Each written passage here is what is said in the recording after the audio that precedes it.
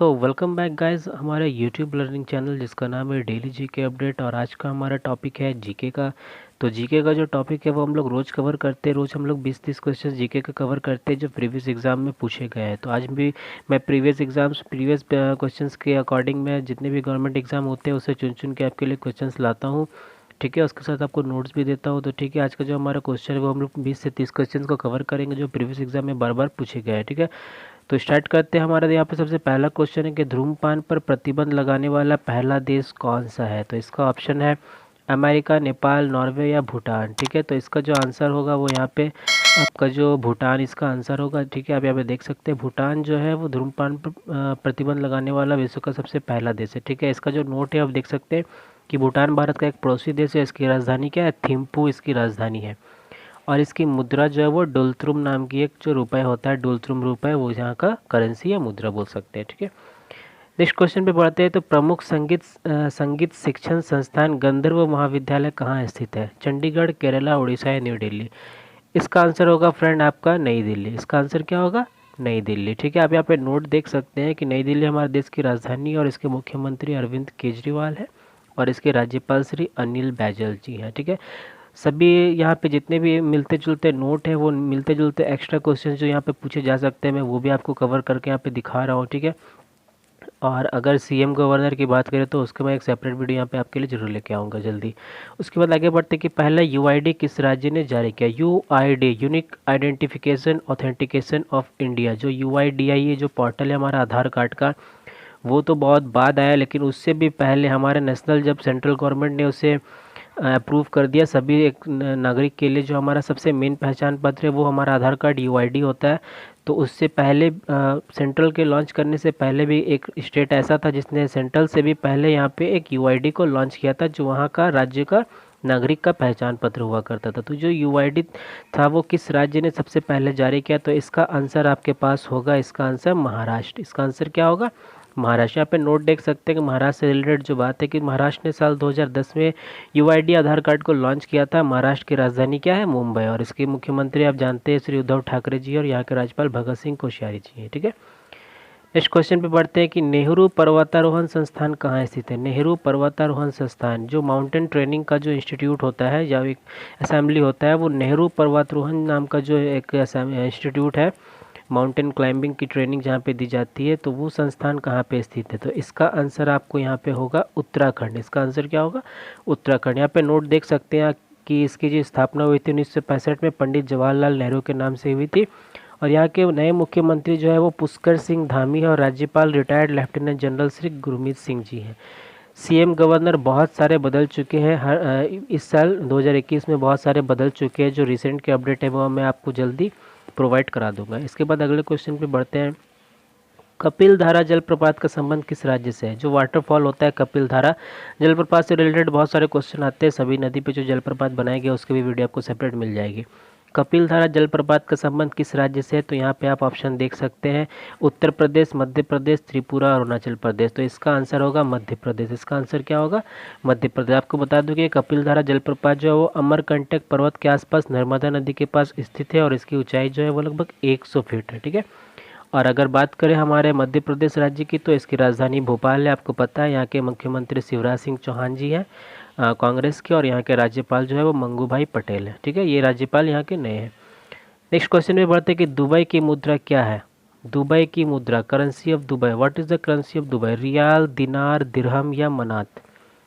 Friend riyal, dinar, दिरहम में बहुत कोई को कन्फ्यूज़न होता है कि जितनी भी यहाँ पे मुस्लिम कंट्रीज़ है वहाँ पे रियाल, दिनार, दिरहम बहुत सा कन्फ्यूज़न होता है। तो मैं उसके लिए यहाँ पे सेपरेट एक नोट आपके लिए लेके आया हूँ। सबसे पहले यहाँ पे देख लीजिए कि दुबई की मुद्रा क्या है। दुबई की मुद्रा जो होती है वो दिनार होती है। दुबई की मुद्रा दिनार होती है। अब यहाँ पे इंपॉर्टेंट नोट देखिएगा, रियाल जो है वो सऊदी अरब, यमन, ईरान, ईरान, कतर और ओमान की मुद्रा जो है वो रियाल है। आप यहाँ पे नोट कर लीजिएगा। दिनार जो है वो बहरीन, कुवैत, जॉर्डन और इराक की मुद्रा है। और दिरहम जो है वो दुबई, यूनाइटेड अरब एमिरेट, संयुक्त अरब अमीरात जो है यूएई और दुबई, उसका जो करेंसी वो दिरहम है। ठीक है, तो इसका आंसर फ्रेंड क्या होगा, दिरहम होगा। आप यहाँ पे याद रखिएगा, इसका आंसर जो होगा वो दिरहम होगा। उसके बाद आप यहाँ पे देख सकते हैं कि मनात जो है वो तुर्कमेनिस्तान का करेंसी है। ठीक है, नेक्स्ट क्वेश्चन पे आगे बढ़ते हैं कि द लॉस्ट चाइल्ड के लेखक कौन है। द लॉस्ट चाइल्ड के जो लेखक है, यहाँ पे ऑप्शन यहाँ पे आपको दिख रहा होगा, विलियम शेक्सपियर, चेतन भगत, मुल्कराज आनंद, मनोहर जोशी। तो इसका आंसर होगा मुल्कराज आनंद। ये रिसेंट का है तो इसको याद रखिएगा, मुल्कराज आनंद। उसके बाद यहाँ पे आगे बढ़ते हैं, द रीडिस्कवरी ऑफ इंडिया के लेखक कौन है। द रीडिस्कवरी ऑफ इंडिया के लेखक जो है वो मेघनाथ देसाई जी हैं, मेघनाथ देसाई जी। ठीक है, उसके बाद यहाँ पे आगे बढ़ते कि भूटान का राष्ट्र खेल क्या है। राष्ट्र खेल से भी बहुत से क्वेश्चन आते हैं अलग अलग कंट्री के। इंडिया का राष्ट्र खेल आपको पता है हॉकी है।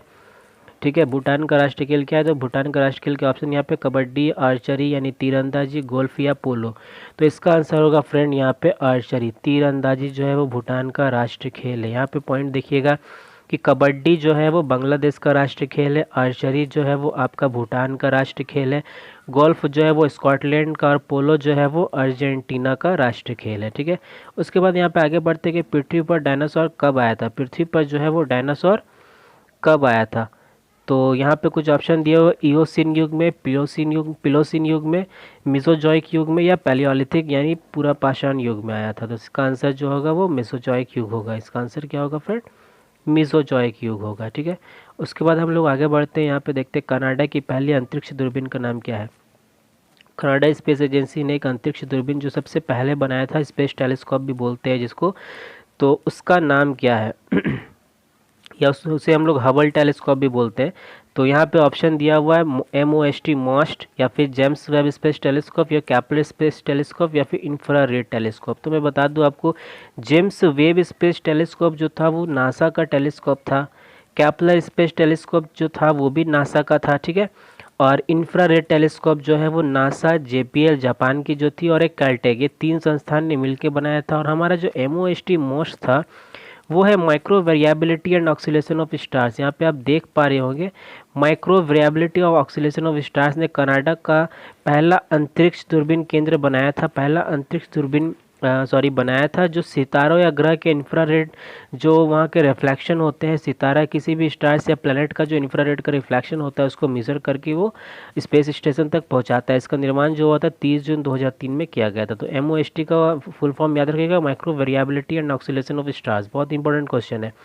उसके बाद यहाँ पे आगे बढ़ते हैं, हमारा माइकल शुमाकर का संबंध किस देश से है। माइकल शुमाकर का संबंध जो यहाँ पे ऑप्शन है यहाँ पे ब्रिटेन, फ्रांस, जर्मनी या कनाडा। तो इसका आंसर होगा जर्मनी। माइकल शुमाकर जो थे वो एक रेसिंग ड्राइवर थे, फार्मूला नंबर 1 रेस में उन्होंने हिस्सा लिया था। उनको जो है रेड बैरो के नाम से भी जाना जाता है। इनको रेड बैरो का नाम इसलिए दिया गया था क्योंकि रेड बैरो, इनकी जो फरारी थी वो रेड कलर की थी, तो इसे रेड बैरो के नाम से भी जाना जाता है।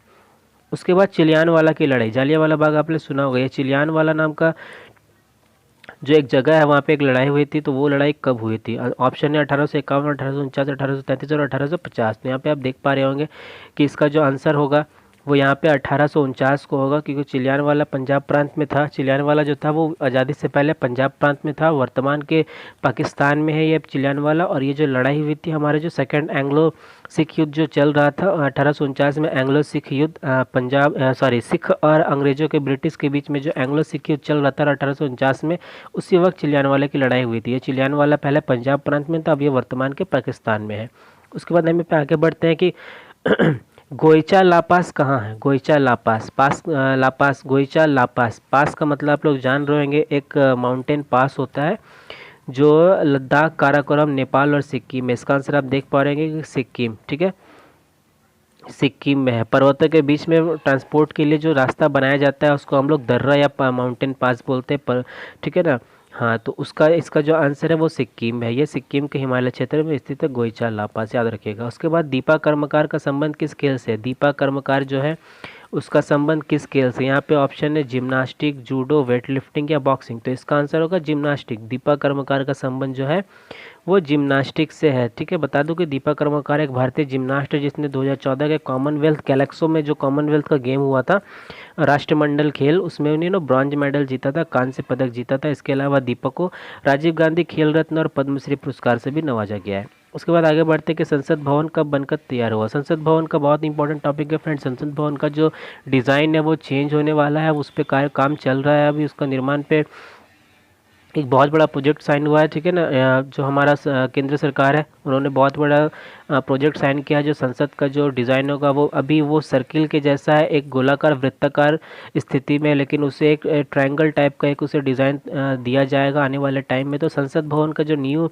आर्किटेक्ट है उसके ऊपर भी मैं क्वेश्चन आपके लिए जल्दी लेके आऊँगा। तो संसद भवन कब बनकर तैयार हुआ था, तो यहाँ आप ऑप्शन देख सकते हैं कि 1925, 1927, 1921 या 1945। तो आपको बता दूं कि संसद भवन जो 1921 में बनना तैयार हुआ था और वो बनकर पूरा कंप्लीट तैयार हुआ था वो 1927 में। लगभग उसको 6 साल का टाइम लगा था, ठीक है।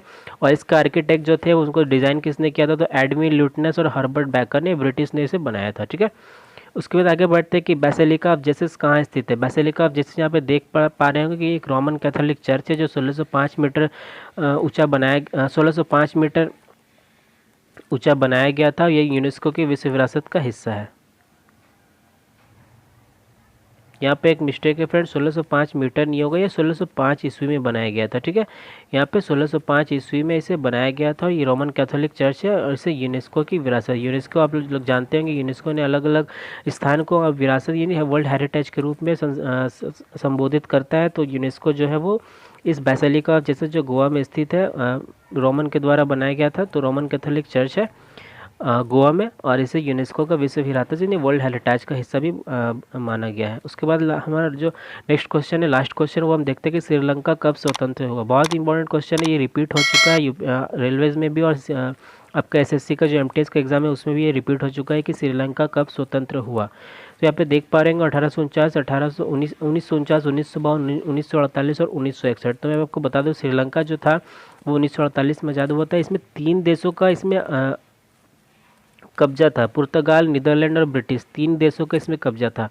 तो तीनों के कब्जे के बाद जब ब्रिटिश का इस पर कब्जा हुआ, ब्रिटिश कॉलोनी के जब ये अधीन आ गया था श्रीलंका, नीदरलैंड और पुर्तगाल के निकलने के बाद, तो ब्रिटिश कॉलोनी के अधीन जब था ये, तो ब्रिटिश कॉलोनी के नाम से इसका नाम सिलोन पड़ा था और श्रीलंका का पुराना नाम इसलिए हम लोग सिलोन के नाम से भी जानते हैं। तो यहाँ पे आप ये बहुत ही इंपॉर्टेंट टॉपिक है, आप इस टॉपिक को कवर कर सकते हैं। बहुत इंपॉर्टेंट टॉपिक है, इसे याद रखिएगा। यहाँ पे सबसे इंपॉर्टेंट टॉपिक ये है कि श्रीलंका का पहले का नाम क्या था, तो इसका पहले का नाम जो था वो सिलोन था, ठीक है। तो आज का जो जीके का टॉपिक है वो यहीं पे ख़त्म करते हैं, ठीक है। ये 15 से 20 क्वेश्चन मैंने आपको यहाँ पे कवर कराया है, ठीक है। इसके बाद में जो हमारा ब्रांड एम्बेसडर का टॉपिक था वो मैंने 2 टॉपिक कंप्लीट कर लिया है, ठीक है। आज मैं आपके लिए तीसरा ब्रांड एम्बेसडर का टॉपिक शाम तक लाके आपको प्रोवाइड करा दूंगा, ठीक है। तो इस वीडियो को देखने के लिए बहुत बहुत धन्यवाद। इस वीडियो को ज़्यादा से ज़्यादा लोगों तक शेयर करें। हमारा टेलीग्राम चैनल को अभी तक ज्वाइन नहीं किया तो टेलीग्राम चैनल को ज्वाइन करें, वहाँ पे आपको सारी वीडियोस की PDF फाइल भी प्रोवाइड करा दी जाती है, ठीक है। तो आज के लिए धन्यवाद, मिलते हैं नेक्स्ट वीडियो में।